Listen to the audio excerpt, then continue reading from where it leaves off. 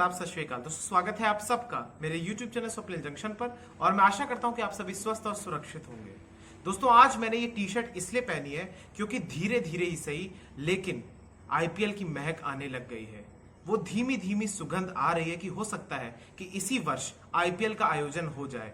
और केकेआर की जर्सी पहनने का जो लक्ष्य था या उद्देश्य था वो ये था दोस्तों कि वैसे तो मैं सभी टीम्स को सपोर्ट करता हूं आईपीएल में, लेकिन केकेआर के लिए मेरा दिल धड़कता है। तो इसलिए आज मैंने ये क्रिकेट बुलेटिन के लिए इसी उपलक्ष्य में मैंने ये टी शर्ट पहनी है।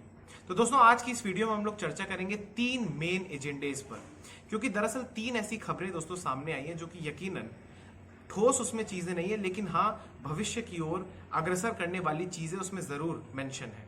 सबसे पहले दोस्तों जो आज हम डिस्कस करेंगे वो है कि क्या आईपीएल इस वर्ष आयोजित हो सकता है, क्या कहा है बीसीसीआई के एक अधिकारी ने, उस पर आज चर्चा करेंगे।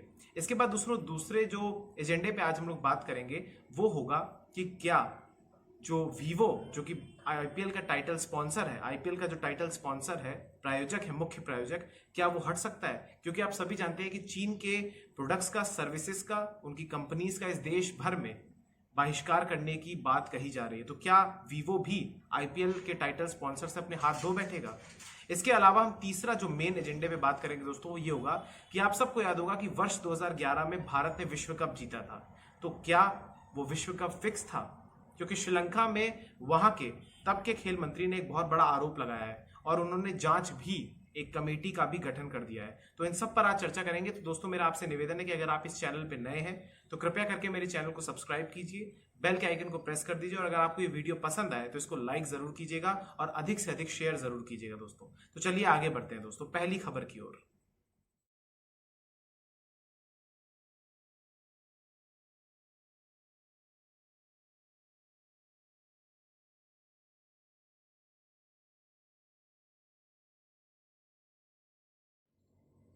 दोस्तों एक लंबा अरसा बीत गया कि हमें कोई खुशखबरी सुनाई दी गई हो, हमें कोई भी शुभ समाचार मिल ही नहीं रहा है। अक्सर जो भी या अधिकांश जो भी समाचार हमारे कानों पर पड़ते हैं वो अक्सर नेगेटिव ही होते हैं, चारों तरफ नेगेटिविटी का ही माहौल है। तो ऐसे में दोस्तों आज इस वीडियो के माध्यम से मैं आप सबको एक महत्वपूर्ण शुभ समाचार देना चाहूंगा जो कि हो सकता है कि भविष्य में ऐसा हो भी जाए।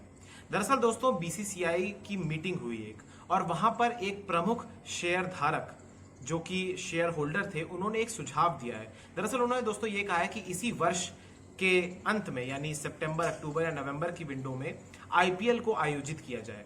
और उन्होंने ये भी सुझाव दिया दोस्तों कि आईपीएल को केवल एक शहर तक ही सीमित रखा जाए और वो शहर है मुंबई। दरअसल पीटीआई यानी प्रेस ट्रस्ट ऑफ इंडिया में एक ऐसी रिपोर्ट छपी है दोस्तों जिसके अनुसार एक बड़े बीसीसीआई के अधिकारी ने बताया कि एक शेयर होल्डर ने उनको मीटिंग में सुझाव दिया है कि आईपीएल को इसी वर्ष आयोजित करना चाहिए और इसी के साथ साथ एक बायो सिक्योर जोन बनाना चाहिए, यानी बायो बबल बनाना चाहिए। अब ये बायो सिक्योर जोन क्या होता है दोस्तों? दरअसल आपने एक बबल देखा होगा दोस्तों, बुलबुला देखा होगा, उसके भीतर कुछ भी नहीं होता, यानी वो बिल्कुल पैक्ड होता है। तो उसी प्रकार से जब आप जो स्टेडियम होता है उसको चारों तरफ से आप ऐसा समझिए कि एक बबल के आकार में उसको कन्वर्ट कर दिया जाएगा। बबल का मतलब ये नहीं कि उसके चारों तरफ एक घोला या घेरा बना दिया जाएगा, वो नहीं। बबल से आप इसको समझिए कि ये कंपैरिजन किया गया है। दरअसल बबल या बायो सिक्योर जोन का मतलब ये होता है कि किसी भी प्रकार के किसी भी दर्शक को अनुमति नहीं होगी स्टेडियम में आने की, यानी मैच के जो जिन स्टेडियम्स में मैच खेला जाएगा वो खाली रहेंगे। इसके अलावा दोस्तों एक चीज और है कि जितने भी लॉजिस्टिक्स के जो सामान होते हैं या फिर जो भी प्रसारण की जो टीम होती है, कैमरामैन होते हैं, टेक्नीशियंस होते हैं, या फिर जो क्रिकेट टीम्स आती हैं, जो भी मैच के दौरान टीम्स होती है, उनके साथ जो स्टाफ होता है, प्लेयर्स होते हैं, केवल इन्हीं लोगों को अनुमति दी जाएगी। इनकी टेस्टिंग होगी, इनको बस केवल इन्हीं को मतलब अनुमति होगी कि वहां पर ये आए।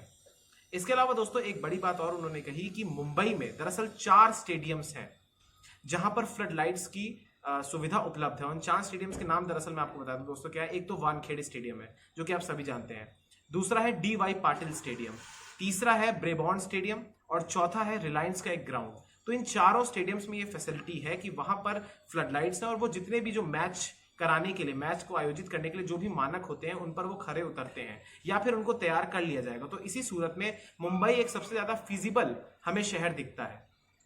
इसके अलावा दोस्तों अब मैं आपको एक चीज और बताना चाहूंगा कि दरअसल इसमें मेरा क्या पॉइंट ऑफ व्यू है। दरअसल दोस्तों आईपीएल को इस देश में कराना मेरे ख्याल से सितंबर अक्टूबर के महीने में रिस्की होगा। तो ऐसे में दोस्तों अगर आप सोचिए कि अगर देश में मुंबई को चुना जाता है, जो कि इस समय दिल्ली के बाद दूसरा सबसे अधिक प्रभावित शहर है, जहां पर मामले लगातार बढ़ रहे हैं, 70,000 से ज्यादा मामले हैं वहां पर। हालांकि एक्टिव केसेस की संख्या धीरे धीरे कम हो रही है, लेकिन भविष्य की परिस्थितियों को कोई नहीं जानता। हो सकता है ये केसेस पीक पे चले जाएं अचानक से, हो सकता है नीचे ढलान पे आ जाए। तो ऐसे में दोस्तों इंडिया में कराना बहुत बड़ा जोखिम होगा। इसके अलावा अगर आप कोलकाता का विषय या कोलकाता को अगर आप विकल्प के तौर पर देखें, तो कोलकाता या दिल्ली, इन दोनों शहरों के बारे में भी सोचना सही नहीं रहेगा, क्योंकि हाँ, भले ही यहाँ पर एक से ज्यादा स्टेडियम्स हैं, लेकिन इन शहरों की जो स्थिति है वो बिगड़ रही है। तो ऐसे में भविष्य में क्या होगा ये कोई नहीं जानता। इसके अलावा दोस्तों एक चीज और अहम बात है कि विकल्प के तौर पर हम कौन से देशों को देख सकते हैं। दरअसल सबसे पहले जो ख्याल में आता है वो है न्यूजीलैंड। लेकिन न्यूजीलैंड के साथ सबसे बड़ा जो दोस्तों मैं कहूंगा कि पंगा है या मसला है, वो ये है कि वहां की जो टाइमिंग्स है, जो वहां का टाइम जोन है, वो भारत के मुकाबले बहुत ही वैसा है, मतलब सुटेबल नहीं है हमारे लिए। दरअसल जब यहाँ पे रात होती है तो वहां पे सुबह हो रही होती है, तो ऐसे में वो फिजिबल नहीं रहेगा। हाँ, न्यूजीलैंड में जो स्थिति है वो ठीक है, वहां पर 1500 से अधिक, 1500 के आसपास ही केसेस वहां पे सामने आए हैं, लेकिन स्टेडियम्स भी वहां पर काफी हैं। लेकिन फिर भी वो टाइम का जो डिफरेंस आ जाता है, उसकी वजह से न्यूजीलैंड एक विकल्प के तौर पर शायद इनकी सूची में नहीं होगा, बीसीसीआई के या आईपीएल की गवर्निंग काउंसिल के। इसके अलावा दोस्तों अगर दूसरे देश की बात करें तो वो है श्रीलंका। श्रीलंका मुझे दोस्तों सबसे ज्यादा सूटेबल लगता है, क्योंकि यहाँ पर अव्वल तो पहले मामले भी कम है, यहाँ पर 20,000 के आसपास मामले भी नहीं है। तो ऐसे में इस देश में करवाना सबसे ज्यादा फीजिबल रहेगा। और ऊपर से यहाँ पर 3 स्टेडियम्स भी हैं दोस्तों, जैसे पी सारा ओवल हो गया, या प्रेमदासा स्टेडियम हो गया, या सिंगलीज स्पोर्ट्स क्लब हो गया। ऐसे 3 स्टेडियम्स यहाँ पे मौजूद हैं। हालांकि दर्शकों की क्षमता इन स्टेडियम्स में कम है, लेकिन फिर भी एक फीजिबल ऑप्शन लगता है हम लोगों को कि हम इस कंट्री में आयोजित करवाएं। इसके अलावा दोस्तों अब तीसरा जो देश है वो है यूएई, जहां पर आईपीएल हो भी चुका है। आपको सबको याद होगा दोस्तों, वर्ष 2014 के टाइम जब चुनाव थे यहाँ पर। तो ऐसे में दोस्तों जिस समय आईपीएल को अगर हम यूएई में करवाते हैं, तो वहां का जो टाइम का शेड्यूल है वो भी ठीक रहेगा। इसके अलावा दोस्तों जो यूएई के स्टेडियम्स हैं, जैसे दुबई का हो गया, शारजाह का हो गया, या फिर जो शेख जायद स्टेडियम हो गया अबू धाबी का, ये 3 स्टेडियम्स भी भारत के लिए या आईपीएल कराने के लिए फिजिबल रहेंगे। हालांकि दोस्तों श्रीलंका, जिसका मैंने आपको पहले जिक्र किया, तो श्रीलंका फिजिबल तो है, लेकिन हो सकता है सितंबर अक्टूबर के माह में, क्योंकि वहां पर साइक्लोन्स भी आते हैं, वहां पर मानसून का खतरा भी रहता है। तो ऐसे में हो सकता है कि वहां पर आईपीएल को कराने का जो विचार है उसको टाला जाए, लेकिन हम कुछ भी नहीं कह सकते, ये सब संभावनाओं को तराशा जा रहा है। इसके अलावा दोस्तों चौथा देश जो मेरे दिमाग में आता है वो है साउथ अफ्रीका। लेकिन साउथ अफ्रीका में दोस्तों 1 लाख से ज्यादा मामले आ चुके हैं, और ऐसे में इसी माह के कुछ ही दिनों के बाद दोस्तों वहां पर 18 जुलाई से 3T टूर्नामेंट भी करवाया जा रहा है। तो ऐसे में हो सकता है एक विकल्प के तौर पर, लेकिन लास्ट ऑप्शन होगा साउथ अफ्रीका अगर आप देखें। हालांकि टाइम का डिफरेंस वहां पर भी है, लेकिन वो इतना ज्यादा नहीं जितना न्यूजीलैंड और भारत के बीच है। तो ऐसे में साउथ अफ्रीका को भी चौथे विकल्प के तौर पर बीसीसीआई देख सकता है, सोच सकता है। तो ऐसे में दोस्तों उम्मीद और अटकलें यही लगाई जा रही हैं, और हम सभी प्रार्थना कर रहे हैं कि इस वर्ष आईपीएल हो जाए, क्योंकि आईपीएल के जो अध्यक्ष हैं, माफ कीजिएगा, जो बीसीसीआई के अध्यक्ष हैं सौरव गांगुली, उन्होंने भी एक बयान में कहा था कि हम आईपीएल को इस वर्ष कराने के लिए प्रयासरत हैं, और 4,000 करोड़ रुपए का जो नुकसान होगा अगर आईपीएल नहीं होता है, तो वो भी बीसीसीआई नहीं चाहेगा कि वो उसको उठाए। भले ही टेलीविजन राइट्स के थ्रू वो रेवेन्यू जनरेट करे या दर्शकों के बिना वो मैचेस कराए, लेकिन वो हर उस विकल्प को तराशेगा, हर उस विकल्प पर विचार करेगा जिसके तहत वो स्थिति को नियंत्रण होते ही आईपीएल को करवाए। हालांकि मुंबई एक अच्छा ऑप्शन लगता है दोस्तों, लेकिन मेरे दिमाग में पहले आ रहा था कि मुंबई और पुणे को देखा जाए, क्योंकि ये दोनों ऐसे स्टेडियम्स हैं जहां पर क्रिकेट का इंफ्रास्ट्रक्चर भी मौजूद है, प्लस इन स्टेडियम्स की जो होटल्स फैसिलिटीज हैं वो भी अव्वल दर्जे की हैं भारत में। लेकिन बस एक चीज जो नेगेटिव आ रहा है वो ये आ रहा है कि दोस्तों कि इन दोनों ही शहरों में केसेस की संख्या लगातार बढ़ रही है। तो ऐसे में देखना रोचक होगा कि आने वाले भविष्य में क्या होता है, लेकिन आप ये उम्मीद रखिए कि हो सकता है कि आईपीएल इस वर्ष होगा। अब उसमें क्या हो सकता है इंटरनेशनल खिलाड़ी ना आए, हो सकता है कि एक लिमिटेड स्क्वाड हो सकता है केवल कुछ ही ओवर्स का हो सकता है, डबल हेडर्स बढ़ जाए। तो ऐसी तमाम संभावनाएं पर हम सोच विचार कर सकते हैं, आईपीएल की गवर्निंग काउंसिल कर सकती है, लेकिन अभी देखना होगा कि आने वाले दिनों में क्या निर्णय आता है। दोस्तों बढ़ते हैं अब अगली खबर पर।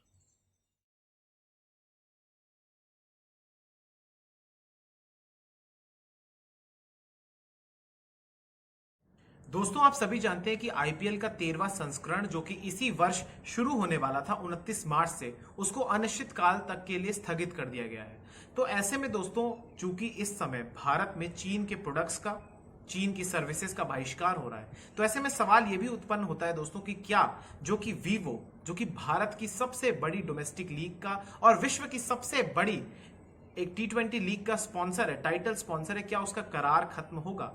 क्या वीवो आईपीएल अब वीवो आईपीएल नहीं रहेगा? तो ऐसे में दोस्तों एक महत्वपूर्ण डेवलपमेंट ये आया है कि दरअसल सबसे पहले आपको मैं इसकी पृष्ठभूमि में लेके जाऊंगा, फिर आपको मैं डेवलपमेंट बताऊंगा दोस्तों क्या है।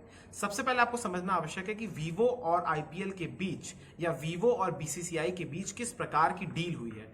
दरअसल जो करार हुआ है वो ये हुआ है कि वीवो वर्ष 2017 से वर्ष 2022 तक 2200 करोड़ रुपए जो कॉन्ट्रैक्ट है वो देगा आईपीएल को। आईपीएल का टाइटल स्पॉन्सर उन्होंने लिया और इतने पैसे उन्होंने बीसीसीआई को देने की बात कही है। यह है करार। इसके अंतर्गत हर वर्ष यानी 5 साल का अगर ये कॉन्ट्रैक्ट है तो हर वर्ष 440 करोड़ रुपए दिए जाएंगे वीवो की तरफ से बीसीसीआई को। अब समझना आवश्यक है दोस्तों कि बीसीसीआई, चूंकि आप जानते हैं कि देश में कई सारे ऐसे विभाग है, कई सारे ऐसे क्षेत्र हैं, कई सारे ऐसी चीजें जहां पर चाइना का स्टेक लगा हुआ है, चाइना की इन्वेस्टमेंट लगी हुई है। और ऐसे में जब 59 ऐप्स को भारत सरकार बैन कर देती तो ऐसे में आवाज बुलंद हो रही है कि क्या जो प्रमुख चीजें हैं वहां से भी इनको हटाया जाएगा। क्योंकि आप सभी जानते हैं दोस्तों कि देश में 5G का नेटवर्क हो, जो कि हुआवे कंपनी को देने की बात की जा रही थी पहले, अब नहीं, अब तो उसको कॉन्ट्रैक्ट, अब तो उसको नीलामी में बुलाने की भी कैंसिल करने की बात कही जा रही है। इसके अलावा कई सारे ऐसे कॉन्ट्रैक्ट्स थे जिनको कैंसिल करने की प्रक्रिया या तो शुरू हो गई या फिर उनको रद्द कर दिया गया है। तो ऐसे में आईपीएल पर भी दबाव बनता है कि वो सबसे बड़ा जो सॉफ्ट पावर है भारत का, एक बड़ी सॉफ्ट पावर में से एक है, तो क्या उसका मुख्य स्पॉन्सर चाइनीज होगा? तो ऐसे में सवाल ये बड़ा है। इसके अलावा दोस्तों एक बात मैं आपको और बताना चाहूंगा कि दरअसल हो सकता है कि जो अलग स्पॉन्सर, जो दूसरा स्पॉन्सर आए, वो थोड़े कम पैसे दे और अगर हो सकता है कि 200, 500, 600 करोड़ का नुकसान हो, लेकिन देश से बड़ा वो नहीं है। देश हित में ये फैसला लिया जाना चाहिए। हालांकि आईपीएल जो गवर्निंग का जो काउंसिल की मीटिंग है वो जल्द ही होने वाली है, हालांकि उसकी कोई तारीख तय नहीं है और उसमें इन सब पर रिव्यू किया जाएगा, ऐसा उन्होंने कहा है। इसके अलावा दोस्तों मैं एक बात और आपको बताना चाहूंगा कि दरअसल डेवलपमेंट और ये हुई है कि बीसीसीआई के एक अधिकारी ने बताया कि अगर जब वो रिव्यू करेंगे, जब वो समीक्षा करेंगे इस बात की, और अगर वीवो को फायदा होगा, अगर वीवो को लाभ होगा डील कैंसिल करने से, अगर आईपीएल, अगर बीसीसीआई ये डील कैंसिल करता है और वीवो को फायदा होता है तो वो इस डील को कंटिन्यू रखेंगे। और अगर आईपीएल को फायदा होता है, बीसीसीआई को फायदा होता है और वीवो को नुकसान होता है तो फिर वो इस डील को कैंसिल कर देंगे, यानी वीवो हट जाएगा। ऐसे में दोस्तों आपको एक और बात मैं बताना चाहूंगा, बड़ी रोचक है, सोचिए किस प्रकार की है कि वर्ष 2017 में जब नीलामी हुई थी, जब पेप्सी को हटाया गया था, पेप्सी, जब आपको याद है 2016 तक टाइटल स्पॉन्सर पेप्सी आईपीएल था, इसके बाद जब वीवो ने ये नीलामी में जो बोली थी वो जीती, उसके बाद आपको पता है दूसरे स्थान पर कौन सा जो बोली करता था वो था, जिन्होंने नीलामी लगाई थी वो था ओप्पो। यानी वीवो नंबर 1 था जिसने 2200 करोड़ की जो बोली लगाई थी, उसके बाद उन्होंने टाइटल राइट्स जीत लिए थे, टाइटल स्पॉन्सर जीत लिया था, स्पॉन्सरशिप। इसके बाद दूसरे स्थान पर ओप्पो था, सोचिए आप, ओप्पो ने लगभग 1400 करोड़ की नीलामी लगाई थी। तो ऐसे में दोस्तों ये जानना बहुत ही आपके लिए आवश्यक था कि देश की स्थिति क्या है। ऐसे में हो सकता है कि इस पर जो निर्णय है वो हो सकता है लिया जाए, लेकिन वो सभी जो तमाम प्रोसीजर्स है, तमाम जितनी भी जो प्रक्रियाएं हैं उनको रिव्यू करने के बाद ही इस पर निर्णय लिया जाएगा। तो ये एक अपडेट है कि हो सकता है कि स्पॉन्सर हटे, अगर उसको फायदा होता है तो स्पॉन्सर नहीं हटेगा। बहुत बहुत धन्यवाद। अब चलते हैं अगले मसले पर, अगले एजेंडे पर।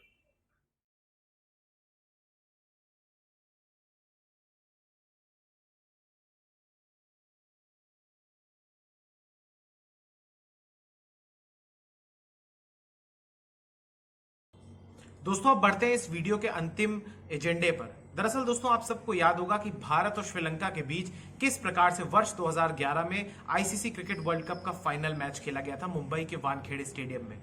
आप सबको याद होगा दोस्तों वो धोनी का मैजिकल 6, जिसके बाद भारत ने 28 वर्ष के लंबे अंतराल के बाद खिताब जीता था विश्व कप का।